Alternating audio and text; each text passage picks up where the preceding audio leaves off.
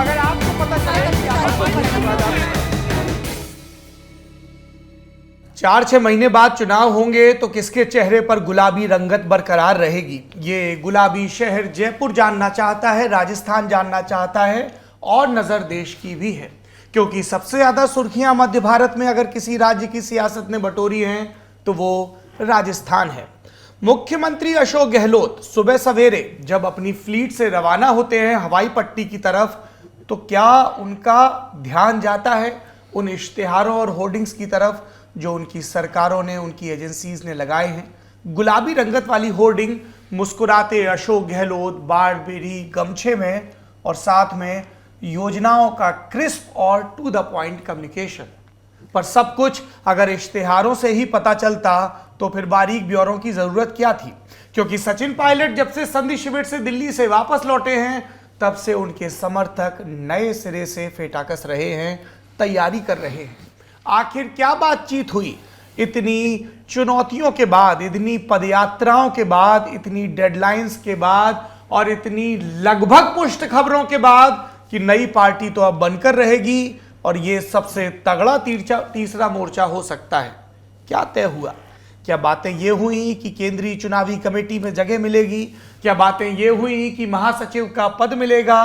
क्या बातें इस पर अटकी हैं कि प्रभार उत्तर प्रदेश का होगा या महाराष्ट्र का होगा?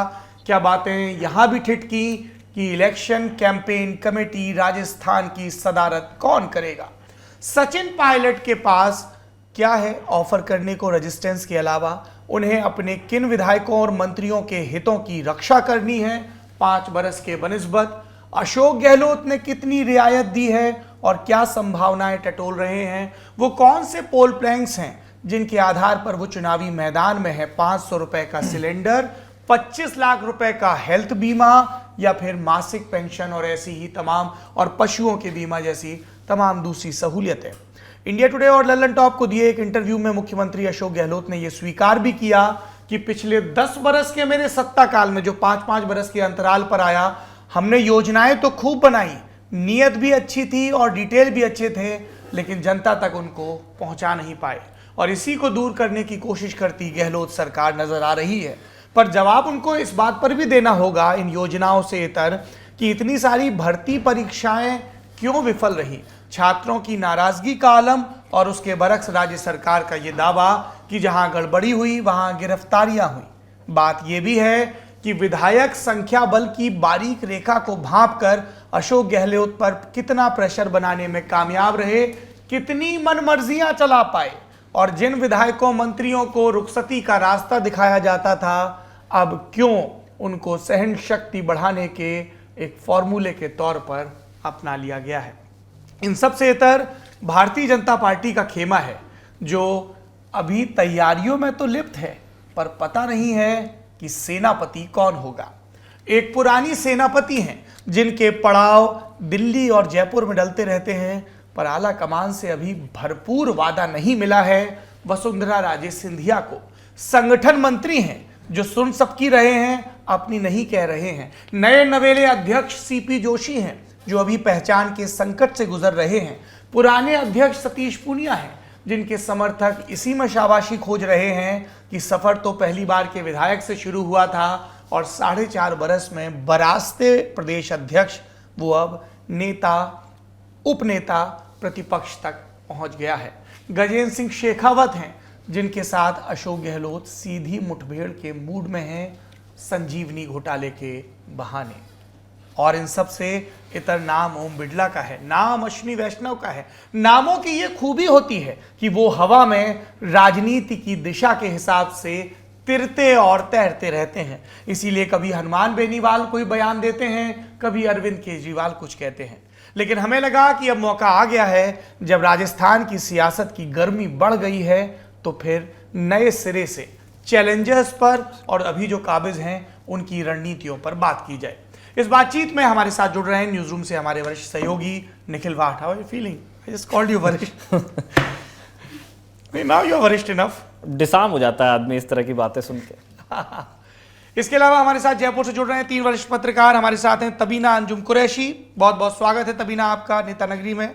हमारे साथ हैं दैनिक भास्कर के स्पेशल करेस्पॉन्डेंट और लगातार शानदार खबरें ब्रेक करने वाले अवधेश अकोडिया, और हमारे साथ हैं इंडिया टुडे मैगजीन के हमारे सहयोगी आनंद चौधरी। मैं कंफ्यूजन में पड़ गया कि पहले मैं अवार्ड विनिंग बोलूं, जिनको हाल ही में रामनाथ गोविंद का अवार्ड मिला अपनी शानदार पत्रकारिता के लिए। आनंद चौधरी जी, आपका भी बहुत बहुत स्वागत है, और आप तीनों से बातचीत करेंगे मेरे सहयोगी निखिल। लेकिन पहला सवाल मैं ही टॉस कर देता हूं कि हाल की स्थिति में आप तीनों पत्रकारों को भाजपा और कांग्रेस के खेमे में मजबूतियां, कमजोरियां और रणनीतियां क्या नजर आ रही हैं? We'll start with you Tabina. How do you spell your name? Tabina. Tabina And Anjum. what does it mean? Tabina is a Persian word. It means chamakta hua, and Anjum is solitary star, one star. Like this, Anjuman is a galaxy of stars. So Anjum is. तो देवियों और सज्जनों, नेता नगरी में प्रस्तुत है एक चमकता हुआ सितारा तबीना जी। Okay. Hi Saurabh, we have been recently we have all been following your interview. 1 घंटे का बहुत मजेदार इंटरव्यू था, और Thank कुछ you. चीजें हमें भी पता चली है ना, जो अभी तक हमें भी पता नहीं चली थी। So इस बार का जो इलेक्शन है वो इट्स वेरी इंटरेस्टिंग, क्योंकि ये मेरा तीसरा इलेक्शन है राजस्थान में आई एम कवरिंग, और पहले दोनों में जब भी कवर किया था देयर वाज अ थिंग कि एंटी इनकम्बेंसी होता है राजस्थान में। एक बार कांग्रेस आती है, एक बार बीजेपी आती है, तो 1 साल पहले से ही यही चर्चा शुरू होती थी। पर इस बार का पहला इलेक्शन है जहां पे नेक टू नेक फाइट लग रहा है। नेक टू नेक फाइट इसलिए लग रहा है क्योंकि लग रहा है कि कांग्रेस के शायद वापस आने के चांसेस है, and they are banking on their social security policies, जो उन्होंने कुछ कोविड के टाइम पे काम किया, लास्ट के 2 बजट्स में आया। सो पहली बार थोड़ा जब लोगों से भी बात कर रहे हैं, गांव में, ढानी में, आप अपने रिपोर्टिंग स्टोरीज के साइड में किसी से भी बात करते हैं तो पूछते हैं कि इस बार कौन आएगा। तो इस बार एकदम से कोई भी ऐसा नहीं कह रहा है कि बीजेपी आएगा और कांग्रेस नहीं आएगा, तो लोग कह रहे हैं कि देखते हैं कि, और उसकी वजह अगर हम बहुत ही नीचे तह तक जाए तो पता चलता है कि जो 2-3 जो सोशल सिक्योरिटी पॉलिसीज है, आपका जो ओल्ड पेंशन स्कीम है, जो कि हिमाचल में भी और जब गुजरात में भी इलेक्शन हुए थे वहां पे भी अच्छा खासा चर्चा में रहा था। उसके बाद ये गैस सिलेंडर वाला जो चीज आपने अभी बताया, इतना सस्ते में जो मिल रहा है, अभी जो आपका इलेक्ट्रिसिटी जो बिल है उसमें 100 यूनिट फ्री थे और अभी 100 यूनिट के जो और रियायत मिली है। तो ये डायरेक्ट बेनिफिट स्कीम्स है जो लोगों को लग रहा है कि उन तक डायरेक्टली पहुंच रहे हैं। और चिरंजीवी पॉलिसी जो 25 लाख वाला जो पहुंच गया 10 लाख to 25 लाख, अब तो लोगों को, and he is trying his best. I think Congress is trying their best this time. पहले भी जब 2013 में फ्री मेडिसिन सब कुछ था, लेकिन इस बार जो ये बचत राहत कैंप लगाए जा रहे हैं, इस बार अगर आप जयपुर की सड़कों पे, अभी आप आए थे जब जयपुर, आपने देखे होंगे हर बस के पीछे, हर नुक्कड़ पे, हर बिल बोर्ड पे आप देखेंगे अशोक गहलोत जी का एक है ना पोस्टर बॉय बने हुए, एक पिंक कलर का पोस्टर है। So everywhere the visibility is there, और गांव का भी यही हाल है। तो पहली बार ऐसा लग रहा है कि थोड़ा नेक टू नेक है, लेकिन हाँ, इलेक्शन अभी भी 6 महीने दूर है। 6 महीने is a long time, 5 months we should say. और जब भाजपा की जब स्थिति देखते हैं तो वहां पे कहीं गुट है, गुट तो कांग्रेस में भी है, 2 गुट है, लेकिन भाजपा में कहीं 4-5 गुट है। तो अभी स्थिति देखी जाए तो कांग्रेस की स्थिति जो मुझे लग रही है तो वो थोड़ी सी ऊपर या बराबर ही लग रही है। जो वो एंटी इनकम्बेंसी वाला जो फिनोमेना है वो इस बार मुझे इतना स्ट्रॉन्ग 5 महीने पहले नहीं नजर आ रहा कहीं भी जब अपन फील्ड में जाते हैं। ठीक है, हम और मेरे को लगता है कि हाँ, अवधेश जी और आनंद जी अगर ना 2 bits से। मैं अवधेश जी से पहले गुजारिश करूंगा, आप आनंद जी के साथ, मतलब हमारा घर का मामला है, उनको हम लास्ट रख सकते हैं। Sir please. देखिए, ये जो चुनाव है विधानसभा का राजस्थान में, ये कई मामलों में रोचक है, अनूठा है। कुछ चीजें पहली बार हो रही है राजस्थान की राजनीति में, खासतौर पर विधानसभा चुनाव को देखते हुए। भारतीय जनता पार्टी राजस्थान में हमेशा से विधानसभा का चुनाव एक चेहरे को आगे करके लड़ती रही है। पहले वो चेहरा लगातार होता था भैरव सिंह शेखावत का, बाद में 3 चुनाव तक लगातार होता था वसुंधरा राजे सिंधिया पहली बार। और ये जो चेहरा होता था वो चुनाव के काफी पहले से तय होता था। ये पहली बार ऐसा देखने को मिल रहा है कि चेहरा आगे करके लड़ने वाली भारतीय जनता पार्टी इस बार अभी तक ये तय नहीं कर पाई है कि किसी चेहरे के साथ चुनाव में जाना है या बिना चेहरे के चुनाव में जाना है, यानी मोदी के चेहरे के साथ चुनाव में जाना है। जिस तरह का कर्नाटक में चुनाव परिणाम आया, उसके बाद से ये चर्चा चली कि एक क्षेत्रीय जो छत्रप होते हैं, क्षेत्रीय जो नेता है, उनको आप पूरी तरह से दरकिनार करके, किनारे करके केवल मोदी के नाम पर, केंद्र की योजनाओं के नाम पर कोई भी चुनाव नहीं जीत सकते। तो भारतीय जनता पार्टी का जो पूरी चुनाव की जो रणनीति है, पूरी तैयारी है, वो इसी पर निर्भर करती है, करेगी कि किस तरह से वो किस रणनीति के साथ आगे बढ़ते हैं। क्या जो अभी उन्होंने डिसाइड कर रखा है कि कोई चेहरा नहीं होगा, मोदी के चेहरे पर भी लड़ेंगे और यहाँ पर कलेक्टिव लीडरशिप हो। कांग्रेस में भी नई तरह की स्थितियां हैं, गुटबाजी हमेशा से रही है, लेकिन या तो बिल्कुल आमने सामने का ख्यामा दिखता है और कुछ दबा छुपा हुआ भी नहीं है, खुलेआम भी बयानबाजी होती है, उसके बाद सुलह की कोशिश होती है। और ताबिरा ने बिल्कुल ठीक कहा कि ये पहली बार पिछले 5-6 चुनाव में हो रहा है राजस्थान में कि कोई भी जो एक परसेप्शन जो बन जाता है साल, सवा साल, 6 महीने के बाद भी सरकार के खिलाफ एंटी इनकम्बेंसी का, तो ये इस बार पहली बार हुआ है। अब वो परसेप्शन कितना ठीक होता है कि सरकार के खिलाफ एंटी इनकम्बेंसी नहीं है। जैसे मैं पिछली बार का उदाहरण दूं आपको, पिछली 2018 में वसुंधरा सरकार के खिलाफ ये परसेप्शन था कि सरकार का जो परफॉर्मेंस है वो बहुत खराब है और भारतीय जनता पार्टी बहुत बुरी तरह से चुनाव हारने वाली है। लेकिन जब नतीजे आए तो मेरे ख्याल से 72-73 सीट्स आई उसमें। और एक मैं इससे जुड़ा आपको एक रोचक किस्सा सुनाता हूं। भारतीय जनता पार्टी में जब इस बात का मंथन हुआ कि ये जो चुनाव के नतीजे हैं ये किस तरह के रहे, तो उसमें ये निकल के आया, और खासतौर पर जो वसुंधरा राजे, उनका ये कैलकुलेशन था कि यदि पूरी तरह से चुनाव की कमान मेरे हाथों में होती, खासतौर पर टिकट का जो बंटवारा होता है उसकी, तो ये जो आंकड़ा ये करीब 90 तक भी पहुंच सकता था। क्योंकि आनंद जी भी जानते हैं, ताबिरा जानती है कि करीब 28 टिकट ऐसे थे तब जो सेंट्रल लीडरशिप ने वसुंधरा की राय को दरकिनार करते हुए बदले थे, तो उसमें से 2 या 3 लोग ही जीत पाए। तो यदि पूरी तरह से वसुंधरा राजे के हाथ में कमान होती तो वो 90 के आसपास पहुंच सकता था। तो ये मैं आपको उदाहरण इसलिए दे रहा हूं कि परसेप्शन ये था कि वसुंधरा सरकार के खिलाफ बहुत भारी एंटी इनकम्बेंसी है, इसके बावजूद भी वो 72-73 तक पहुंच गई और वो 28 सीट तक कैलकुलेशन जैसा बताया जाता है उनकी तरफ से वो ठीक रहता तो वो 90 के आसपास भी पहुंच सकते थे। तो इस तरह की ये जो चुनाव है इस बार का, वो कई मामलों में अनूठा है और बहुत रोचक होने वाला है। मैं आनंद जी के पास आ रहा हूँ सर।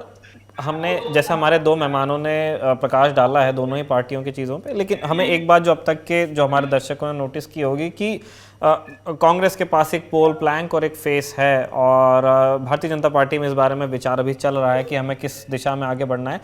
लेकिन क्या आपके पास कोई इनसाइड इनपुट्स हैं कि इस बार पोल प्लैंक क्या होने वाला है? मतलब अशोक गहलोत ने एक वेलफेयर स्टेट का मॉडल रखने की कोशिश की है, उनके आलोचक उसको रेवड़ी बांटना या फ्रीबी पॉलिटिक्स भी कह सकते हैं। बीजेपी इस बार किस पोल प्लैंक के साथ आगे बढ़ने का इरादा कर रही है? आपकी क्या जानकारी है सर? देखिए निखिल जी, राजस्थान के बारे में कहा जाता है कि ये दोहरों की धरती है और दोहरे जो होते हैं उनका एक चरित्र होता है कि दोहरे हर रात अपनी जगह बदलते रहते हैं। आंधी आती है तो दोहरा अपना स्थान मतलब बदलकर दूसरी जगह चला जाता है। तो ऐसे ही राजस्थान की राजनीति के बारे में कहा जाता है कि यहाँ हर साल 5 साल बाद में सत्ता बदल जाती है, लेकिन इस बार थोड़ी स्थिति इससे अलग है। आप देखिए कि इस बार जो है सरकार के खिलाफ एंटी इनकम्बेंसी नहीं है, जैसा अवधेश जी और तबीना जी दोनों ने बताया कि सरकार के खिलाफ एंटी इनकम्बेंसी नहीं है, लेकिन दोनों पार्टियों में एंटी इनकम्बेंसी बहुत ज्यादा है।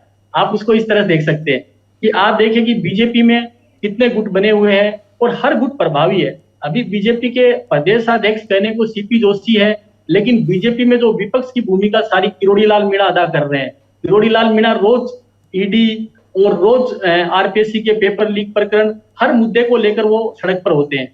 आप देखिए कि वसुंधरा राजे हैं, वो भी पिछले 2 साल से सक्रिय हैं और वो अपनी जो धार्मिक यात्राओं के जरिए जनता के बीच में पहुंच रही हैं। लेकिन बीजेपी ने अभी तक अपना कोई चेहरा ऐसा कोई बनाया नहीं है। हाँ, बीजेपी ने एक काम जरूर किया है कि हर संभाग में एक छत्रप खड़ा कर दिया है। जैसे आप देखेंगे कि अभी हाल ही का देखें तो अर्जुन राम मेघवाल केंद्रीय मंत्री, उन्हें कानून मंत्रालय का स्वतंत्र प्रभार देकर एक दलित नेता के रूप में एक संभाग में एक बड़ी जिम्मेदारी दी है। इसी तरह आप देखेंगे गजेंद्र सिंह शेखावत जोधपुर संभाग में, ओम बिरला हाड़ौती संभाग में, किरोड़ी लाल मीणा इधर पूरा सवाई माधोपुर और धौलपुर संभाग में, सतीश पूनिया शेखावाटी, राजेंद्र राठौड़ शेखावाटी, और इस तरह से इन्होंने पूरा एक हर संभाग में एक ऐसा छत्र बना दिया है कि अब किसके चेहरे पर जाएं ये इनके सामने भी दुविधा खड़ी हो गई है। ऐसे ही अगर अपन कांग्रेस की स्थिति देखें तो कांग्रेस की ऐसी स्थिति कभी नहीं रही कि जितना 5 साल तक, पूरे 4.5 साल तक अगर आप देखें तो दोनों नेताओं के बीच में खूब जो आपसी बयानबाजी खींचतान चली है, और ये चुनाव के ठीक पहले भी ये अभी तक खत्म नहीं हुई है। 26 तारीख की जो मीटिंग थी उससे पहले राजस्थान में बहुत तेज गर्मी थी। ये कहा जा रहा था कि राजस्थान की सियासत भी इतनी गर्म रहेगी, लेकिन 26 तारीख की जब मीटिंग के बाद में थोड़ी सियासी राहत आई तो राजस्थान में भी थोड़ी बारिश हुई और उसके बाद में थोड़ी गर्माहट जो है वो छटी। ऐसा ही अभी नजर आ रहा है, लेकिन ये कितने दिन नजर आएगा ये अभी कहा नहीं जा सकता, क्योंकि सचिन पायलट और अशोक गहलोत दोनों के बीच में सुलह है, क्या सुलह हुई है इसका फार्मूला अभी सामने नहीं आया। जी निखिल जी। लेकिन सर जैसे मैं चाह रहा हूं कि इस पे हमारे बाकी दोनों मेहमान तबीना मैम आप भी और अवधेश जी आप भी रिएक्ट कीजिएगा। जैसे ये हमने बार बार देखा है कि बार बार सचिन पायलट एक ऑल्टरनेटिव बनने की कोशिश करते हैं या वो अपनी बात मनवाने की कोशिश करते हैं, पर वो साम दाम दंड भेद जब पूरे हो जाते हैं, वो फाइट जब कंक्लूड होती है तो अशोक गहलोत 20 साबित हो जाते हैं। क्या ये एक वजह है कि अशोक गहलोत में एक तरह का कन्विक्शन है कि मतलब अभी फिलहाल उनके हिसाब से चीज़ें चल रही हैं, चलती रहेंगी, इसलिए कॉम्प्रोमाइज़ नहीं हो पा रहा है? क्योंकि, और मैं इसलिए भी पूछ रहा हूँ ये बात क्योंकि ये बात पार्टी सूत्रों से कहलवाई गई कि इस बार देयर इज सम फॉर्मूला जिसके बारे में उन लोगों ने कहा कि हम फॉर्मूला बताने नहीं, कन्फेस नहीं करेंगे कि क्या है, लेकिन एक एग्रीमेंट रीच हुआ है। आप लोग ज़्यादा करीब से फॉलो कर रहे हैं, जयपुर में ही हैं, क्या इस तरह की कोई जानकारी है कि कोई वाकई एक स्थायी सुलह हुई है, या फिर ये मतलब ये एक पोजिशनिंग की बात थी, प्रेस को बताने वाली बात थी कि समझौता हुआ है? देखिए, लग तो ऐसा ही रहा था शुरुआत में, ये पार्टी की तरफ से एक पोजीशनिंग है और कोई सुलह का कोई स्थायी फॉर्मूला कांग्रेस के पास नहीं है। लेकिन यहाँ पर यह जानना जरूरी है कि अशोक गहलोत और सचिन पायलट के पास क्या विकल्प बचते हैं। देखिए, जहां तक अशोक गहलोत का सवाल है, उनका जो मोर्चा है वो एकदम क्लियर है, उनको कोई डाउट नहीं है, ना पार्टी में उनकी पोजीशन को लेकर कोई डाउट। सचिन पायलट की जो डिमांड थी 2018 से वो एक ही थी कि चेहरा बदला जाए, उनको मुख्यमंत्री बनाया जाए। तो मुझे नहीं लगता है कि अब उनकी ये मांग बची है। अब उनकी जो पूरी मांग है वो उनका किस तरह से पार्टी के भीतर मान सम्मान बचा रहे, और जो लोग उनके पीछे मानेसर तक गए और जो अभी तक उनके पीछे खड़े हुए हैं, उनका किस तरह से जो राजनीतिक भविष्य है उसको कोई नुकसान नहीं पहुंचे। एक तो उनकी प्रासंगिकता बनी रहे खुद की, और दूसरी जो उनके समर्थक हैं उनको कोई नुकसान नहीं पहुंचे। वो सिर्फ इस बात का एश्योरेंस चाहते हैं। अब जो प्रासंगिकता बनी रहने का सवाल है उसमें कांग्रेस के पास बहुत ज्यादा विकल्प नहीं है, कांग्रेस आला कमान के पास, क्योंकि उनकी प्रासंगिकता बने रहने के लिए उनका कद बढ़ाना जरूरी है। अब कद कब बढ़ेगा उनका? या तो उनको पार्टी में कोई पोजीशन दी जाए, पोजीशन बनती है उनके हिसाब से पीसीसी चीफ की, जो वो पहले थे, जिससे बर्खास्त किया गया उनको मानेसर के बाद। दूसरा, उनको कैंपेन कमेटी का चेयरमैन बनाया जाए। तो वो एक्चुअली प्रासंगिक बने रहना चाहते हैं, और जो अपने सपोर्टर्स हैं, जो उनके समर्थक हैं, जो लगातार उनके साथ खड़े हुए हैं, बीच में से उसमें से कुछ लोग चले गए, नए लोग जुड़ गए, वो बात अलग है, लेकिन उनका जो राजनीतिक भविष्य है वो सुरक्षित रहे। वो सिर्फ दो ही चीजें एश्योर करना चाहते हैं। यदि कांग्रेस आलाकमान इस बात को एश्योर करने में कामयाब हो जाता है कि आपकी प्रासंगिकता बनी रहेगी, आपका मान सम्मान भी बना रहेगा, आपके जो समर्थक हैं उनके साथ कोई छेड़खानी नहीं होगी, तो मेरे हिसाब से वो कांग्रेस में बने रहेंगे। और लेकिन यहाँ पर जो था सर कि ये जो जितनी बातें आपने अभी बताई प्रासंगिकता वाली चीजें, उससे सुनकर यही लगा कि वो एक विद इन पार्टी सोल्यूशन को लेकर इंक्लाइंड हैं। मैं कुछ ऐड करना चाहूंगी अभी जो अवधेश जी बोले। मुझे लगता है कि ये जो हमने अभी ट्रूस देखा जो 29 मई को हुआ दिल्ली में कांग्रेस प्रेसिडेंट खड़गे जी के घर पे, हमने जो देखा कि बाहर एक फोटो ऑप जो लिया गया सारे लीडर्स साथ में, आप भी देख रहे होंगे, जो भी राजस्थान की पॉलिटिक्स को बहुत ही नजदीक से देखता है जर्नलिस्ट के सिवा भी, ये कई बार ये फोटो ऑप होता रहा। हाँ। एक मजाक भी बन गया ट्विटर पे कि बार बार एक यूनाइटेड फ्रंट अपन दिखाते, मतलब कांग्रेस दिखाती है अपने लीडर्स की है, पर एग्जैक्टली क्या रिस्पॉन्सिबिलिटीज दी गई? जैसे कि बताया गया कि दोनों लीडर साथ में काम करेंगे, तो साथ में काम कैसे कर सकते हैं? उनके पास अभी क्या पद है? उनके पास वो सिर्फ अभी टोंक के एमएलए है, वो पीसीसी चीफ नहीं है, वो डेप्यूटी सीएम नहीं है।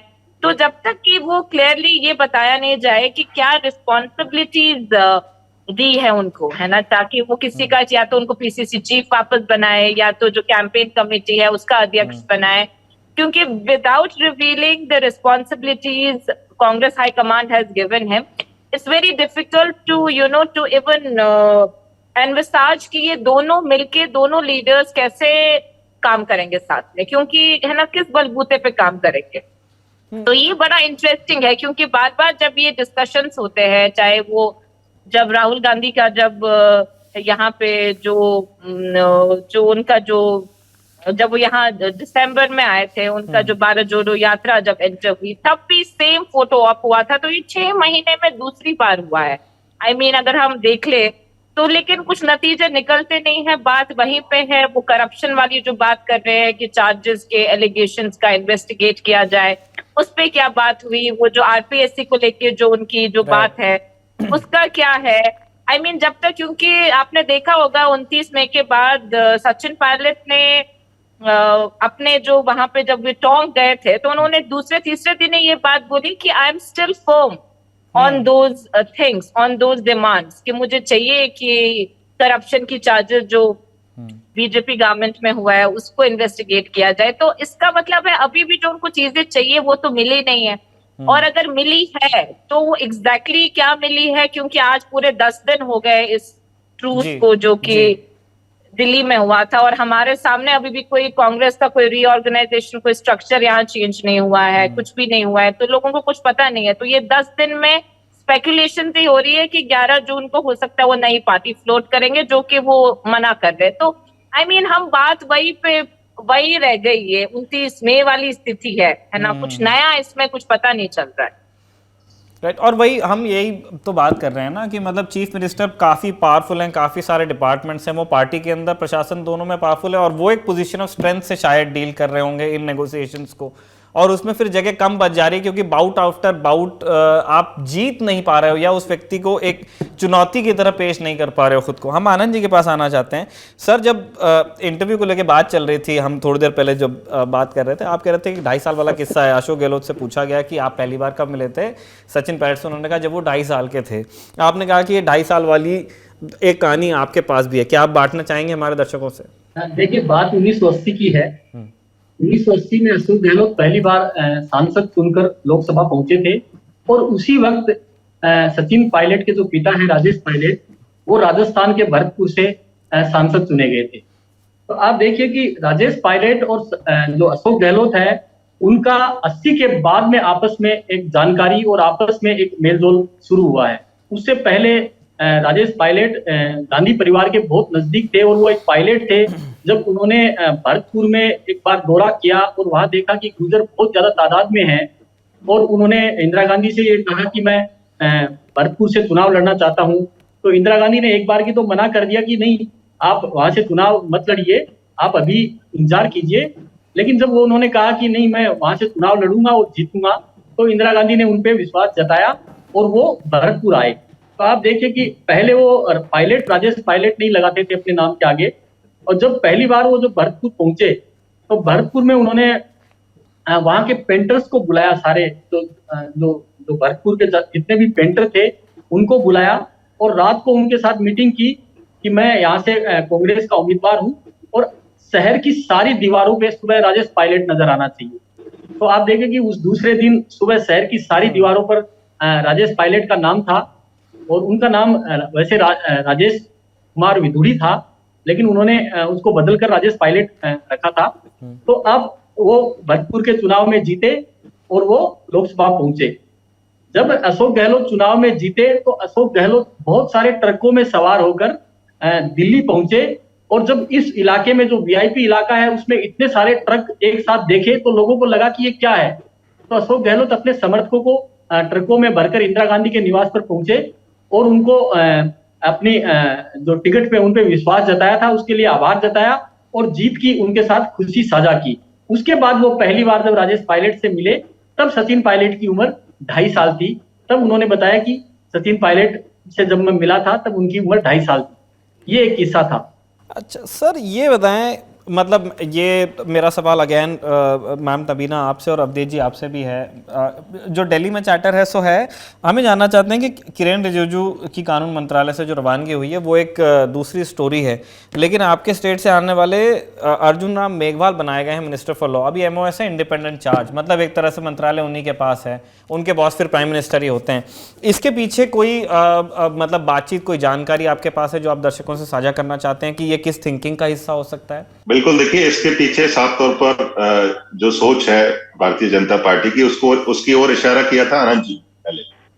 भारतीय जनता पार्टी अभी तक ये तय नहीं कर पाई कि एक चेहरा कौन होगा, तो हर संभाग में 1 या 2 चेहरे पार्टी ने खड़े किए। अब वो इस चुनाव के नजरिए से देख सकते हैं या आगे की जो राजनीति है, चुनावी राजनीति है भारतीय जनता पार्टी, उसको लेके कोई तैयारी हो सकती है।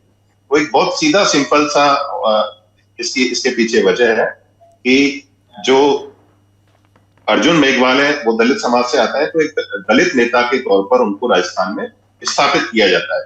लेकिन भारतीय जनता पार्टी के साथ सबसे बड़ी जो दिक्कत है चेहरों को लेकर, जितने भी दावेदार हैं ऑफ द रिकॉर्ड लगभग सबसे बातचीत होती है, आनंद जी की, तबीना की भी बातचीत होती होगी, सब इस बात को बिल्कुल बिना किसी विवाद के मानते हैं कि ये पार्टी यदि कोई चेहरा डिक्लेयर करेगी विधानसभा चुनाव से पहले तो वसुंधरा राजे का होगा। मतलब इतने दावेदार हैं लेकिन कोई भी उनको चेहरा बनाया जा सकता है ऐसी उम्मीद उनको नहीं है, ना वो उसके लिए तैयार है।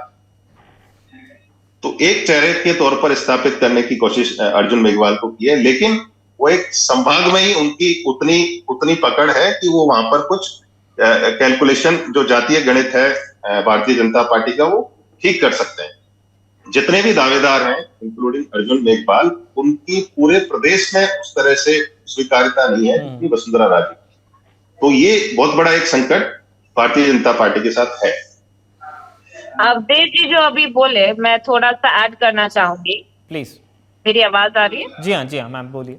हाँ, तो ये जैसे अर्जुन राम मेघवाल जी के लिए बोले, तो भारतीय जनता पार्टी में अगर आप देखिए तो राजस्थान से काफी मुख्य जो मंत्री है, चाहे वो गजेंद्र सिंह शेखावत हो, आपके वाटर रिसोर्स मिनिस्टर, आपके रेलवे मिनिस्टर जो है वो भी राजस्थान से है, अश्वनी वैष्णव, और अपने लॉ मिनिस्टर तो आप हो ही गए, आपके वाइस प्रेसिडेंट है, आपके स्पीकर है। तो BJP is spoiled for choices. बहुत सारी चॉइसेस है उनके। Nationally they have very prominent faces जो अभी क्या वहां पे, मतलब जो आपके लोकसभा में आपको दिखेंगे, राज्यसभा में दिखेंगे, तो राजस्थान पूरा छाया हुआ है, सारे प्रोमिनेंट पोजीशन पे राजस्थान है। लेकिन जब स्टेट की बात आती है, स्टेट राज्य इलेक्शंस की बात आती है, स्टेट असेंबली इलेक्शंस के बारे में बात आती है, तो सिचुएशन पूरी डिफरेंट है।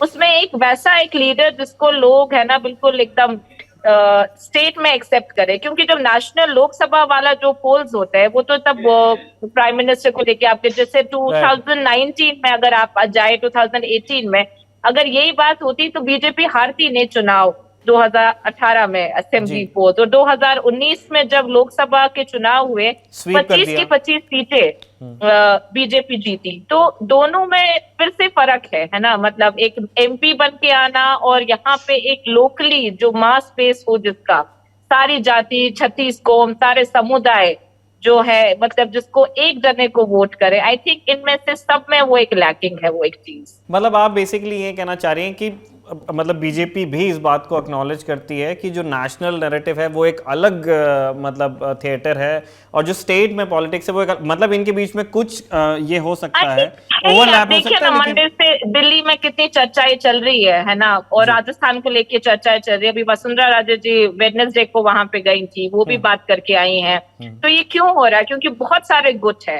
लोकल लेवल पे गुट है, बहुत सारी चॉइसेस है उनके पास, है ना, बहुत बड़े बड़े लीडर उनके हिसाब से, जो वहां लोग जो मंत्री है, जो कैबिनेट मिनिस्टर्स है, जो बड़े बड़े पोजीशंस होल्ड कर रहे हैं, तो वो कंफ्यूज है कि उनमें से किसी एक को ले, यहाँ किसी एक को ले। अपना स्टेट प्रेसिडेंट को पहले ही चेंज कर चुके हैं, है ना। एक जाट लीडर थे सतीश पूनिया जी, उनको हटा दिया है।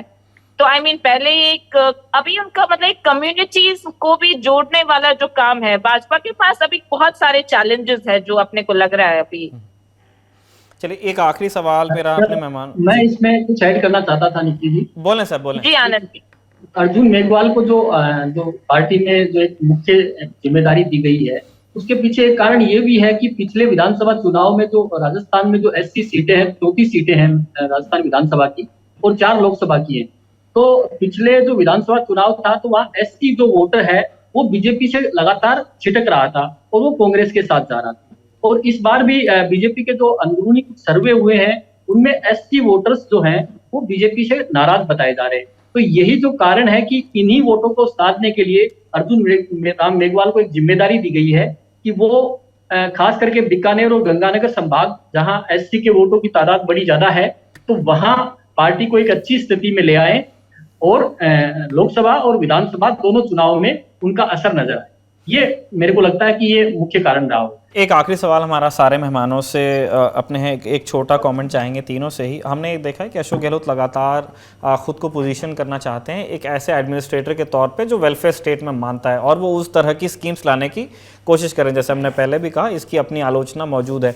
एक आलोचना जो थोड़ी सी फेयर है वो इसके सस्टेनेबिलिटी पे है कि राजस्थान के जो रिसोर्सेज हैं, जो संसाधन हैं, जितना टैक्स वहाँ कलेक्ट होता है और जितना सेंटर से उनको उनका जो मानक हिस्सा है वो मिलता है, उसके आधार पे कितनी योजनाएं सस्टेन की जा सकती है। हम ये जानना चाहते हैं कि सरकार का बिल्कुल ये कहना है कि जो लोग ये कह रहे हैं कि सरकार का बजट खराब हो जाएगा वो गलत है। एक वो कैलकुलेशंस ट्विटर पे फ्लोट कर रहे हैं, मैं उनका अलग से जिक्र करना नहीं चाहता। हम ये जानना चाहते हैं कि आपके हिसाब से जो अब एक नया एक तरीका उन्होंने सीएम ने रखा है अपना कम्युनिकेट करने का कि वो एक अब वो गिमिक वाले जोन में जा रहे हैं कि वो अनाउंस करते हैं कि मैं रात को आकर के कोई घोषणा करूँगा, फिर वो एक घोषणा करते हैं, तो एक बज़ क्रिएट करते हैं और उसमें उन्होंने अगेन एक तरह से राहत ही दी है जिसमें उनको स्टेट के रिसोर्सेज लगेंगे। क्या उनके पास में अब और लीवे बचा है ऐसा कोई ऐलान करने का जिससे वो लोगों को एक और बार खुद की तरफ खींचने की कोशिश करें, या फिर वो उतना स्ट्रेच हो चुके हैं जितना हो सकते थे? बिल्कुल, देखिए 2-3 चीजें और बची हुई हैं अभी। जैसे पेट्रोल और डीजल जो बाकी जो जितने भी पड़ोसी राज्य राजस्थान के, उनमें सबसे ज्यादा महंगा पेट्रोल और डीजल राजस्थान में है, तो उस पर टैक्स कम किया जा सकता है। और मेरे पास पुख्ता सूचना है कि चुनाव से पहले, इस महीने में संभव नहीं, शायद अगले महीने में। और एक और इंटरेस्टिंग सूचना मेरे पास है जो जिसको इस तरह से, इन घोषणाओं को इस तरह से डिजाइन किया गया है, खासतौर पर कोट अनकोट में डिजाइन, कि प्रधानमंत्री नरेंद्र मोदी जब भी राजस्थान आए उसी दिन रात को कोई बड़ी घोषणा होगी। मतलब जिस दिन उनकी यहाँ पर सभा होगी उसी दिन रात को कोई घोषणा होगी। जैसे 100 यूनिट फ्री बिजली वाला था, ये सेम डे उसी दिन रात को हुआ था। तो जब भी प्रधानमंत्री नरेंद्र मोदी राजस्थान आएंगे, राजस्थान के लोगों को राहत का कोई राहत की कोई बड़ी घोषणा देखने को मिलेगी। ठीक है, मेरे बाकी दो मेहमान इसमें कुछ ऐड करना चाहेंगे?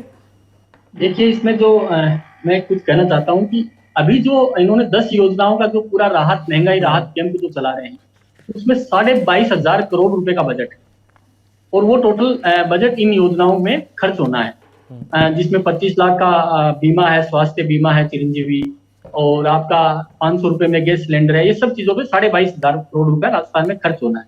रही बात पैसे की, पैसा कहाँ से आएगा, ये बात लगातार उठती रही है।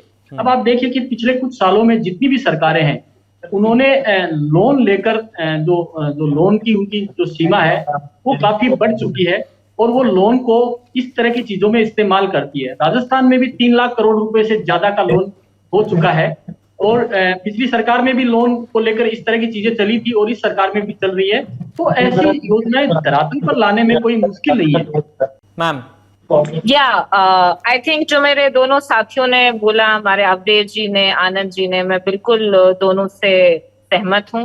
आई थिंक पेट्रोल है जो एक बहुत बड़ा क्राइसिस है, क्योंकि राजस्थान में अभी बहुत महंगा है as compared to other states.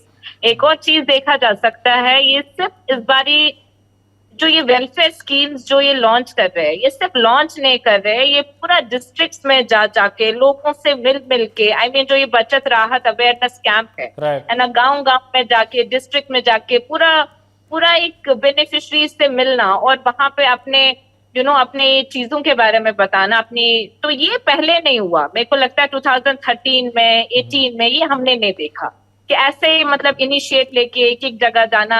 तो मेरे को लगता है अभी अवेयरनेस के साथ साथ बहुत ज्यादा मार्केटिंग पे भी अशोक गहलोत अभी जोर दे रहे हैं। उन्होंने अभी अपना एक डिजाइन बॉक्स करके जो वो हायर भी किया हुआ है, वो काफी उसकी मार्केटिंग और अच्छे से करते हैं। तो आई मीन इस बार थोड़ा सा रिवैम्प हो रहा है उनकी जो एडवर्टाइजिंग और अवेयरनेस की जो स्कीम्स है। बेसिकली कम्युनिकेशन स्ट्रैटेजी वो अपनी एक तरह से रीड्रॉ करने की, communication strategy I should say, otherwise petrol is something, क्योंकि जैसे electricity was something that is more helpful to the common public.